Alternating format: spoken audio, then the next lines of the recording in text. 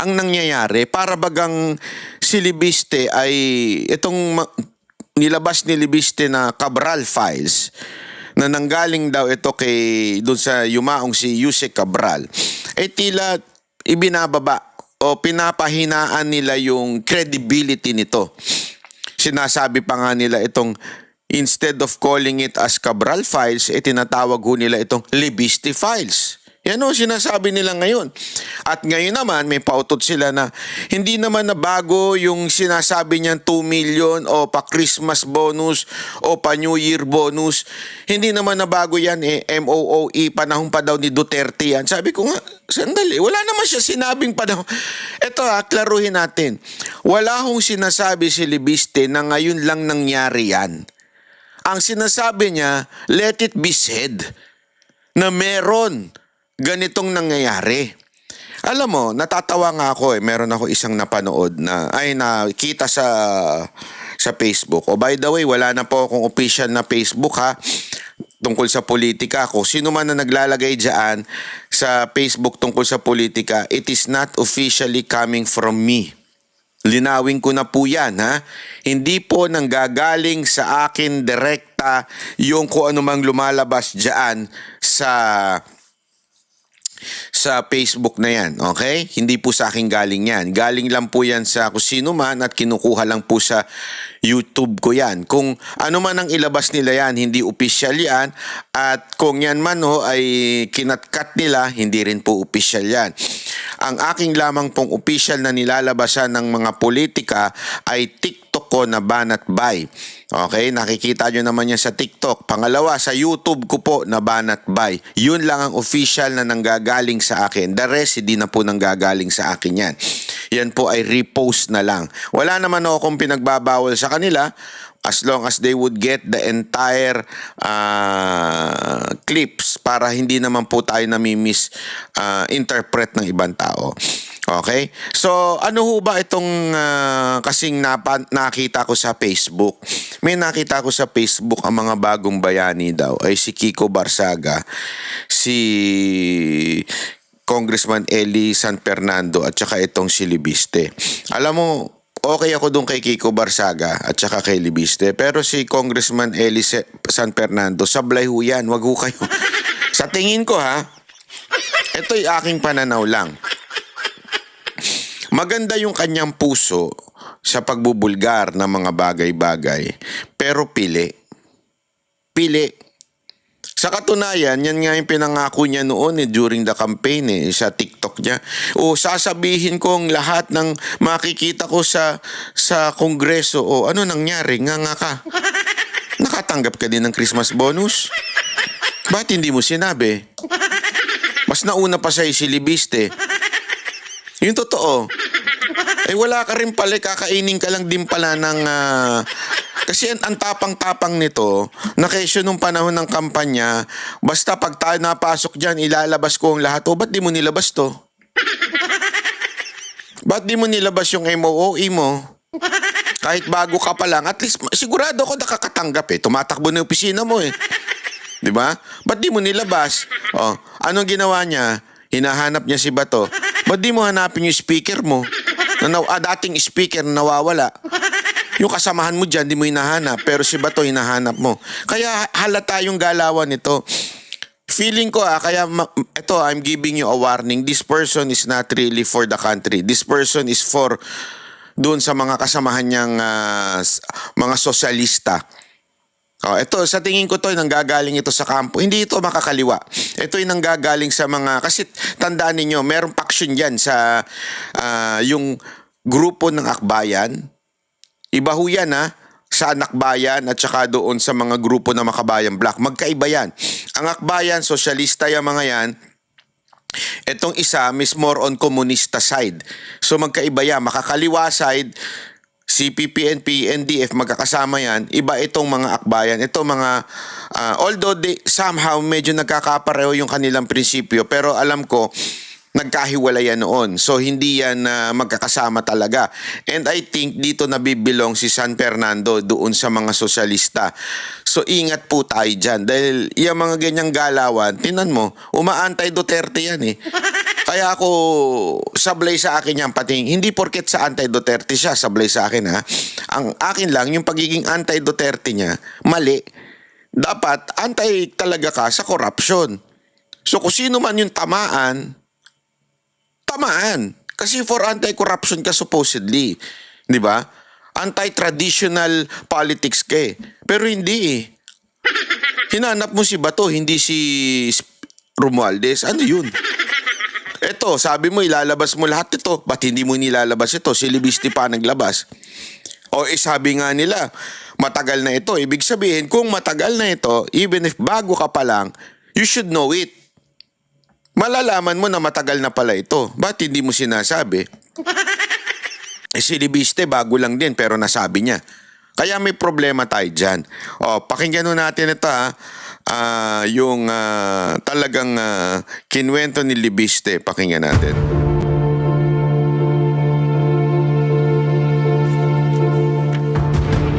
May 18 bilyong pisong pondo raw ang Kongreso para sa maintenance and other operating expenses o MOOE.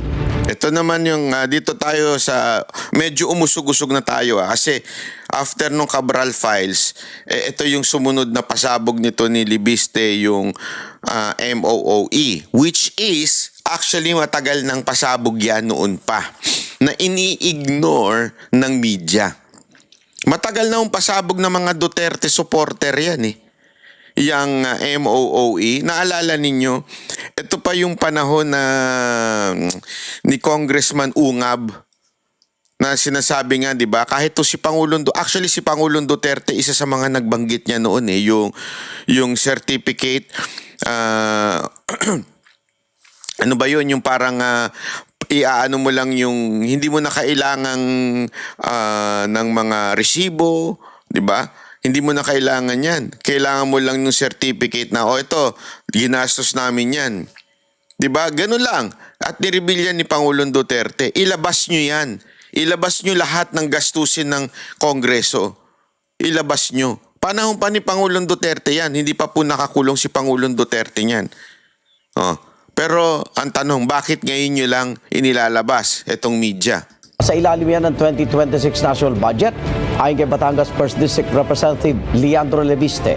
Sabi niya, masikreto ito at mahigit 7 bilyong pisong mas mataas kumpara noong 2025. May unang balita si Bob Gonzales. Pinost ni Batangas 1st District Representative Leandro Leviste sa social media ang mahigit 2 milyong pisong halaga ng mga tseke. Inisyuan niya ang mga ito sa opisina niya hanggang Oktubre 2025 para aniya sa sahod at MOOE o Maintenance and Other Operating Expenses ng Kongreso. Sabi ni Leviste, bahagi ito ng aniyay masikretong 18 billion pesos na MOOE. 18.58 billion pesos yung MOOE fund ng Kongreso sa 2026. Mas malaki pa nga sa 2025. At walang breakdown saan ito napupunta. Humingi nga po ako at kinausap ako na wag nang magtanong tungkol dito. Wala pong debate. Bakit natin itinaas pa ang MOOE fund? I-divide po natin ito sa 318 congressman, baka mga 58 million pesos per congressman ang lumalabas. Kada taon? Kada taon po. Sabi ni Leviste, hindi kailangang resibuhan ng MOOE, kaya pwede raw magdesisyon ang kongresista kung paano ito gagastusin. Kasali po dito yung kuryente, yung tubig, yung okay. paper ng house. Pero sa 2026 budget, initially, mga 10 plus billion siya, tapos naging 18 billion. Itinaas po ng 7.8 billion. Ibig sabihin, yung itinaas na 7.8 billion, mga 24 million per congressman ba yan? Yun po ay pwede natin sabihin, yung discretionary o yung hindi naman utilities and expenses ng Kongreso. Ayon kay Leviste, makukumpirma niyang may natatanggap na nasa 1 milyong pisong MOOE kada kongresista buwan-buwan. Bukod pa raw ito sa 1.2 milyon pag Oktubre, pagkapasa ng national budget at sa 2 milyon pag Disyembre. Ito naman po ay siguro hindi pa nga sapat para sa mga gastusin ng mga congressman para sa ating mga distrito. Yung mga district office naman din po. Kaya in fairness po, kailangan talaga ang budget na ito. Pero ang panawagan ko lang, maging transparent tayo saan ito napupunta. Kasi kumpara sa budget ng mga ahensya, yung sarili naming budget sa Kongreso, parang ito po ang pinaka-closely guarded secret ng buong budget. May mga tumawag na raw sa nanay niyang si Senador Ayan, alam mo maganda ito eh. Ito yung bagay na Sabi nga natin, kaplastikan po nitong mga congressman natin. Bakit kanyo? Batikos sila ng batikos doon sa iba. Keso, pahiring sila ng pahiring about transparency, accountability ng ibang mga ahensya ng gobyerno. Pero ito yung sinasabi ni Libiste na pinaka tagong-tagong budget sa lahat ng branches of government. Ibig sabihin, puna ka ng puna doon sa ibang branch na kailangan maging accountable, kailangan maging transparent kayo. As a matter of fact, isa nga yan sa trabaho nila, di ba? Yung busisiin, yung mga budget na bawat ahensya. There's nothing wrong. We are not complaining about it. What we are complaining is, bakit kayong mga congressman, kaya nyong busisiin yung mga yun, pero pag kayo na, tago na yung iyong budget. Naintindihan natin? Kaya nyong busisiin iba pero kayo, ayaw ninyo ipagpabusisi. Tapos ngayon, praning na praning kayo, defensive kayo, kung ano-anong paninira kay Libiste, kung ano-anong pananakot kay Libiste, kung ano-anong pagbabanta na kay Libiste. Meron pang dyan, sinasabi na siya daw ay ethics. Alam mo, dito sila nagkamali ha. Kasi naalala nyo nung inethics po si Barsaga. Anong dahilan nila? Kasi daw yung sexy dance, kasi daw the way he acts, kasi daw ganito. O sige. That could somehow makalusot, di ba? Pwede ho makalusot yun. O sige, tama, merong ganito, ganyan. Pwede yun. Although, it's part of the freedom of speech ng tao na yun. Pero sige, sabihin na natin, because of your ethics, bawal ang umakto ng ganyan. Kaya they have the right to somehow suspend Kiko Barsaga. But this time, ladies and gentlemen, akala nila, pagkawala ni Kiko Barsaga, mawawala na yung kabaho nila. This time, may lumabas na refined. I mean, mas masasabi kong refined ang pag-uugali, ang kanyang karakter, hindi katulad nung kay Kiko Barsaga. Pero this time, same tune. Same yung pagbabati ko sa mga kapwa niya congressman o yung patakaran ng House, pero this time refined. So, ibig sabihin nun, wala kayong pwedeng i-complain about ethics. And yet, here you are again saying na dapat ma-ethics itong si Libiste. Because nire-reveal niya yung kapwa niya congressman na mga nakatanggap. Because inire-reveal niya yung supposedly natatanggap ng buong congressman. Ayan meron pa siyang pinakitang cheque. At yung cheque na yun, na hindi yung check against his fellow congressmen. Ano yun? Yung cheque na yun ay yung cheque na pupunta supposedly sa kanyang opisina na hindi niya tinanggap. That is enough proof that it is true. Kasi nga, napunta sa opisina niya, hindi niya tinanggap. Kaya nga ako nabilib Ako nabilib kasi noong una may mga nagsasabi, naku, baka lang yan, paandar lang yan sa 2028. Di ba? Paandar lang niya yan. Alam mo, kung ako, yung opisina ko nakakatanggap ng ganitong amount, tapos, pwede kong gamitin ito Actually, hindi naman masama Sa totoo lang, hindi naman masama. Gagamitin mo naman sa expenses ng iyong opisina. Abay, meron ka mga abogado. Abay, may mga pinapasahod ka dyan. Naturalmente. Pero itong mama, hindi tinanggap. Hindi ginamit, hindi diniposit. Saan ka pa? O ibig sabihin, sama may integridad yung tao na to.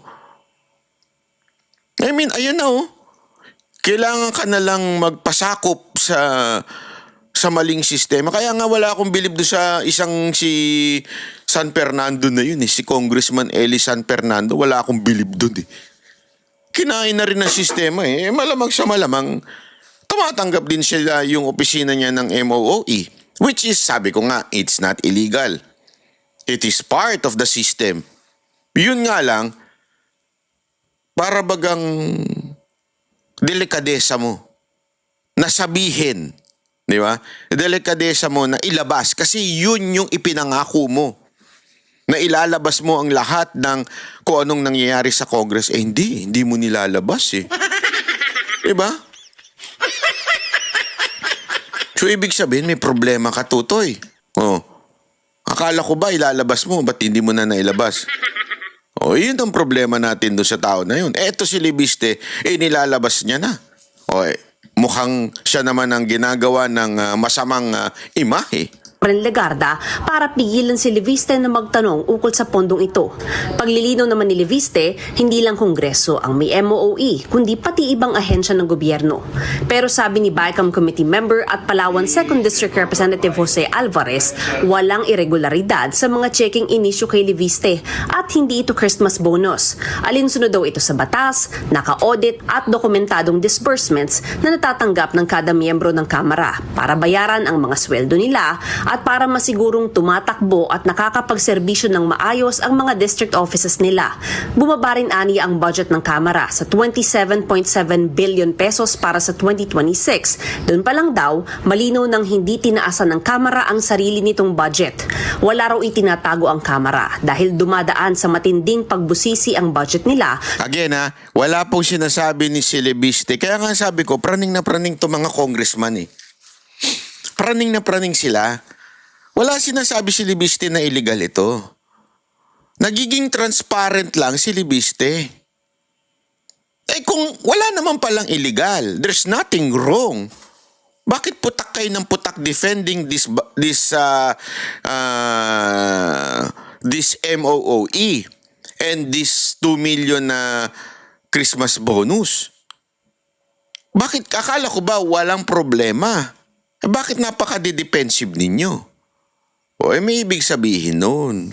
Tulad ng ibang ahensya ng gobyerno, ito rin daw ang pinakabukas na budget sa kasaysayan na nasubaybayan ng publiko. Dapat daw katotohanan ng basihan kung may alegasyon ng maling paggamit ng pondo at hindi walang basihang spekulasyon. Nauna nang sinabi ni Leviste na may 2 milyong pisong Christmas bonus ang mga kongresista. Pero sinalag ito ni House Committee on Public Accounts Chair at Bicol Saro Party List Representative Terry Ridon. Parang hindi naman Christmas bonus po yung mga binibigay sa mga kongresista. Parang lahat po ng mga binibigay po ay para sa mga programa, aktibidad at mga gawain. Oy, ganun pa rin yun. Pinalitan niyo lang yung pangalan eh. Itong Terry Ridon na ito, napakasinungaling nito eh. Totoo lang Oh, sige, sabihin na natin hindi Christmas bonus yun, pero binibigay yun tuwing Christmas. Anong tawag mo dun? Ano man to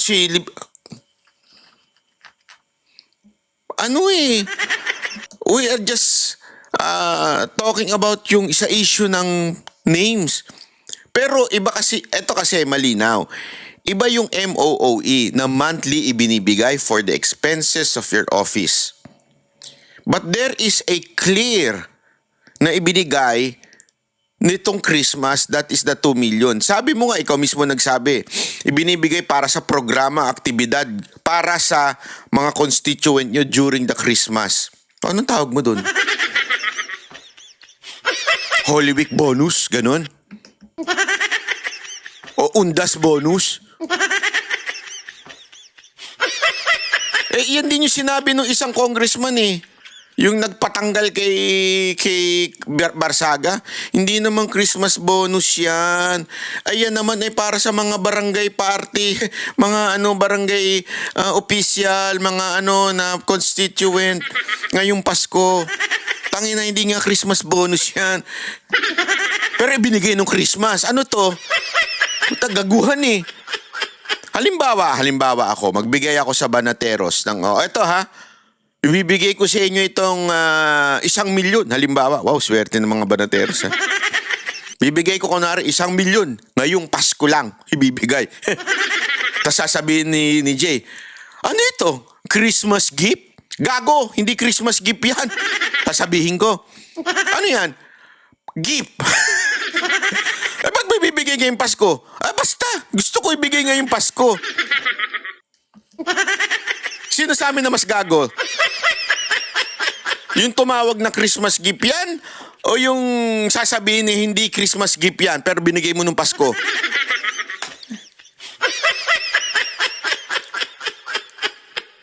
Sige nga mga kababayan, kayo nga magbigay nga kayo ng regalo sa mga asawa ninyo o sa mga asawa, ang dami Sa mga jowa ninyo, magbigay nga kayo sa mga kapamilya nyo nga ng Christmas gift. Pero pag sinabi nilang Christmas gift, magalit ka. Sabi mo, hindi Christmas gift yan. Normal lang yan na nagbibigay ako ngayong Pasko.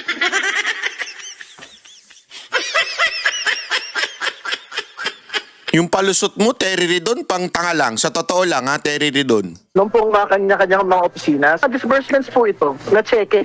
So, ibig sabihin, meron pong clear paper trail po ito sa mga opisina po ng mga kongresista. So, ibig sabihin, walang itinatago rito, walang... Oo nga, ba't putak kayo ng putak? wala daw tinatago kasi cheque naman daw. Uy, kaya nga.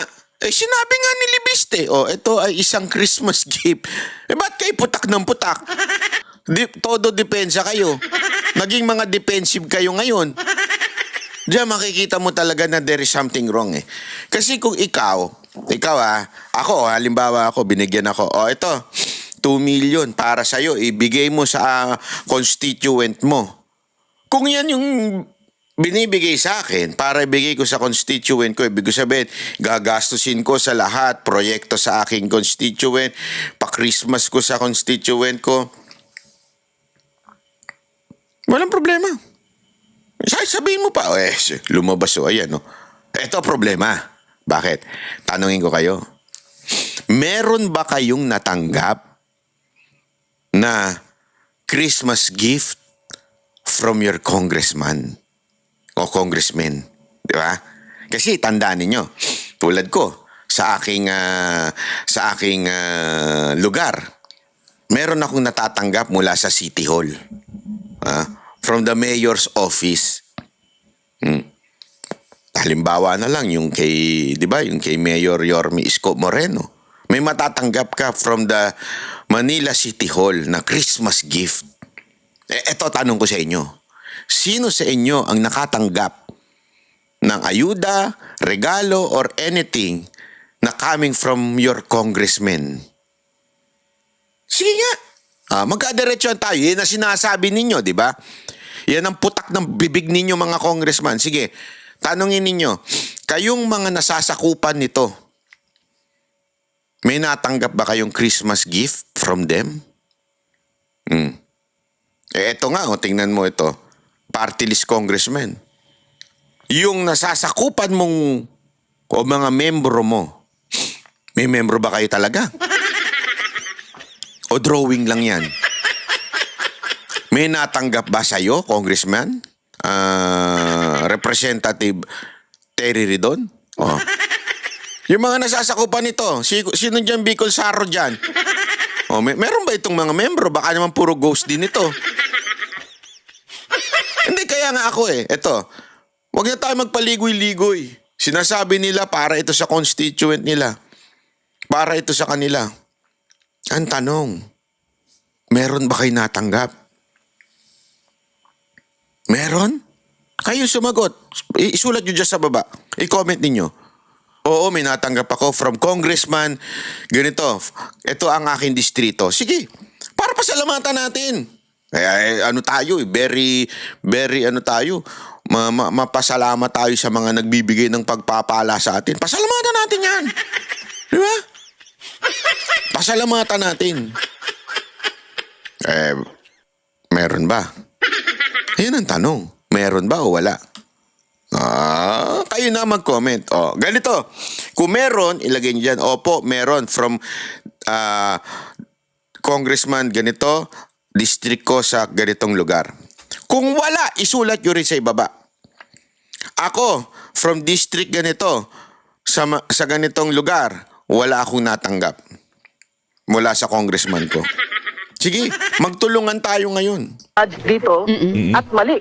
Yung pong insinuation na binabanggit, and like what I stated, Hindi mali insinuation. sinagot na ito ng majority. Mali ka lang. Mali lang yung pagiging defensive nyo. minority. Dagdag ni Ridon, matagal nang nagbibigay ng ganito ang Kongreso. Wala Katulad nito, makakaliwa ito dati. Pero kinain na rin ng sistema, parang si Congressman Eli San Fernando. Oh, ba't hindi mo sinabi yan noon? Nirereklamo nyo yung mga ganyang-ganyang issue, di ba? Ba't di nyo sinasabi yan noon? Na may MOOE kayo. daw natatanggap na bonus ang mga At meron kayong mga pabonus. kongresista maliban sa 13th at 14th month pay na nakukuha Grabe, no? Sana all talaga may 13th, 14th month pay, no? Hoy! Sana may 13th, 14th month pay, tapos may bonus. Ang bira kayo, oo. Sana all. ng lahat ng kawani ng gobyerno. Kung may anomalya man daw sa paggamit ng pondo, tsak masisilip ito ng Commission on Audit.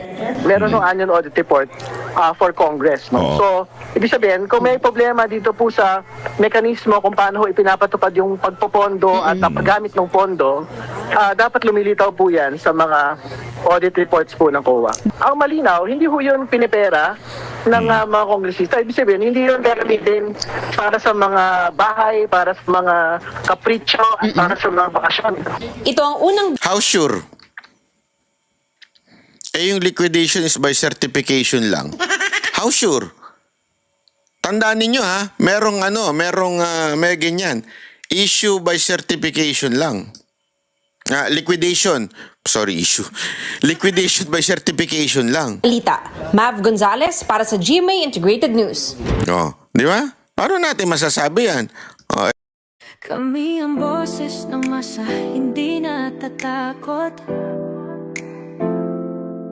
Katotohanan lang, di kami nalulunod. Walang bahid ng sismis, lahat ay totoo. Kahit sino ka pa, pag mali ka babanatan ka. Walang pinipili kulay, wala kaming kinikilingan. Basta para sa bayan, kami lalaban. Pag tama palakpakan, pag mali banatan. Di matitinag, di matatakot, para sa bayan tuloy ang sigaw. Sa harap ng kamera, walang halong takot. Mga baluktot, lahat kayo'y tutumba. Ang hustisya at